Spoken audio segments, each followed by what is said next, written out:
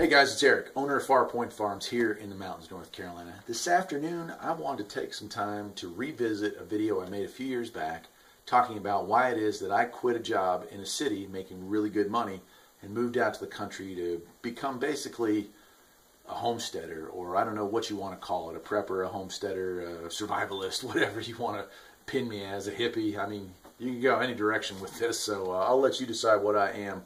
Anyway, that video that I made a few years back, that was, I think, 2 years, maybe 2.5 years into my little adventure up here. Well, I'm 5 years in, and I thought it was time for a follow-up video. I want to talk to you about success stories, failures, and everything in between. Most importantly, I want to talk to you about you. I'm not much of a motivational speaker, but I'm going to try real hard to do so today. So, if you followed that video, if not, I'll sum it up for you real quick. I was making huge amounts of money. By huge, I mean huge for blue collar, in Raleigh at the top of my game, but I was miserable. I mean miserable. It wasn't the people I worked with, it wasn't the people I worked for, it wasn't the jobs that I was doing, it was all of it combined, and it wasn't the fault of anyone but myself.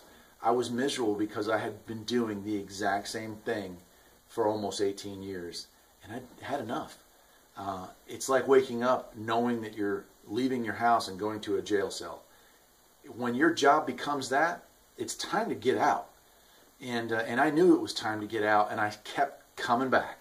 I knew it was time to get out at 15 years, and I kept going back. And it was miserable for everyone. And if any of the people that I used to work with are watching these videos, I apologize for the way I was and who I was towards the end. I was miserable. So once I realized that I had to do something, and I can remember the moment where I walked out of that building and went out and had lunch sitting in a park and just sat there and just thought, man, I can't do this anymore. I mean, I was about ready to cry.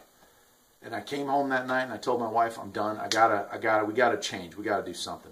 We didn't know what exactly we wanted to do, but we knew we had to change. She was all on board, and God bless her for that. Found this beautiful place and started this great adventure. And this adventure, now 5 years in, well, let's take a look at those fruit trees that I planted 5 years ago. They say that the best time to plant a fruit tree was 5 years ago. Well, it's been 5 years, and I've got news for you. The best time to plant a fruit tree was 10 years ago. So you better get going if you're ready to have something to eat. Apples are great. Peaches are great. Pears are coming along. Plums are coming along. Cherry tree, not so much. Not doing too well with cherries, but that's okay. Blueberry bushes, yeah, we got those. And, of course, the garden's still going strong. So every year has been an advantage and built on itself and built on itself. Every year has failures. Every year has successes. But overall, this is a success story. And let me tell you why. Because I'm not willing to fail at any of these things. I'm not willing to fail permanently. I can regroup.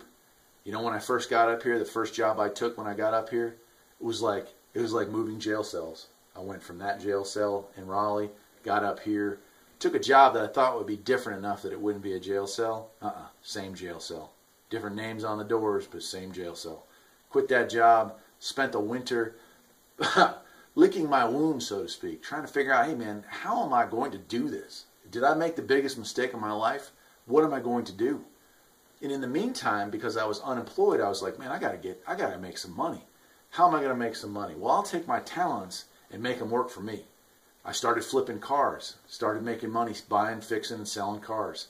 Started going to the flea markets, even in the wintertime, going to the Goodwills every day, finding those cool deals, playing with them, fixing them up, selling them on eBay. Started making money there. And some crazy idea I had, hey, maybe I could start a YouTube channel. And here we are 5 years later, and I'm making money with that too. So being unemployed for just a few months while I licked my wounds and tried to figure out what it is I was going to do, you know what they say, man plans, life is what happens while we're making other plans. Yeah, well, that's exactly what happened. Life happened while I was making other plans. While I was so busy trying to decide what I was going to do for a living, I was actually starting to do what I was going to do for a living. Yeah, I got a job eventually, part-time job, and to this day I still work for other people part-time. But those 3 jobs still pay the bills. I'm doing it. I'm here on the farm. I'm feeding my family with food that I grow myself. I can that food in the wintertime, and I do a great job of feeding my family through most of the winter with that food. That's awesome. That is something we should all be working towards. The less times I have to go to the grocery store, the better I feel about myself. The more money I make from flipping cars and finding cool treasure to share with you guys on eBay and then pass along onto you guys on YouTube and then to pass along on eBay, that's like win-win. I get a couple dollars if you guys think the video is cool, and I get a couple dollars in profit after having some enrichment, some fun with it myself. I get a couple dollars on that side. So my hobby's actually paying for itself. That's enough about me. What I want to make the second half of this video is about you. I've gotten to know several of you over the years, and the overlying theme seems to be this. Man, I'm jealous. I wish I could do what you're doing. And everyone's got a reason not to. And if you think for a second that I didn't have a reason not to, or 100 reasons not to, you're wrong. Or 100,000 reasons not to, you're wrong. But what I can tell you is if you have faith in yourself, you have faith in your family and your abilities, you will most likely succeed. Will all of you? No, some of you just don't have it. Some of you don't have a bankable skill set that's going to be able to transfer into a different world. But it's not too late to try to start nurturing those hobbies and those skills of yours and turn them into something that's going to generate revenue. I suck as a gardener. I really do. Trees, yeah, fruit trees are pretty easy. You clip them back every couple of, fall and spring, you clip them back, and then you just make sure the bugs stay off them. And guess what? You get a couple pounds of fruit off each one. Or the bigger trees, well, you get 50 or 60 pounds of fruit off of them. Sometimes you get hundreds of pounds of fruit off of them if it's a really good year. But gardening, I've had to come to the sad realization that I cannot properly grow corn. If I get it to grow, the raccoons decide they want it more than me. If I don't get it to grow, I'm depressed because I took up all that space in the garden for it. But you know what? That's what life is, man. It's about, damn, I failed at this, or this didn't work out. What am I going to do next? What's the next act? To be honest with you guys and gals, I don't know what my next act is. Every day I wake up and I'm still thinking, I'm still plotting, I'm still angling. I want to make my life better. I want to succeed in a different way. I want to maybe own another business. I want to maybe own a brick and mortar business. I maybe want to do this. I maybe want to do that. Maybe I want to retire and drive around the country in an RV when time comes up to get off this mountain. Maybe I want to keep the property and still travel around an RV. I mean, the dreams are unlimited. What limits us is our fears, and the fears that I had kept me in what was literally a prison for years. I know that most of you, if you stuck with this video long enough, are feeling the same way. You're stuck in prison. Get out of prison, man. Get out of there. Go do something else. Do what you love, and you'll make a bunch of money doing it because it shows. You succeed when you do what you love.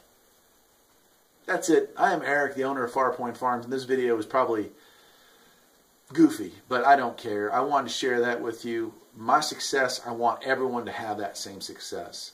I want everyone to have a good life and to come home and be happy and to wake up in the morning and not dread their life or their job. I want everyone to have that feeling, and the only way to have that feeling is to step outside of that comfort zone, to leave that box, to leave the cell that you go to every day, and get out and do it. That's it.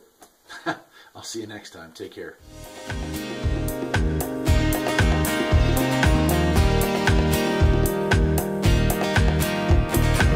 There's always something that needs a little fixing on Farpoint Farms. Freedom is mighty sweet. Liberty sows its seed at Farpoint.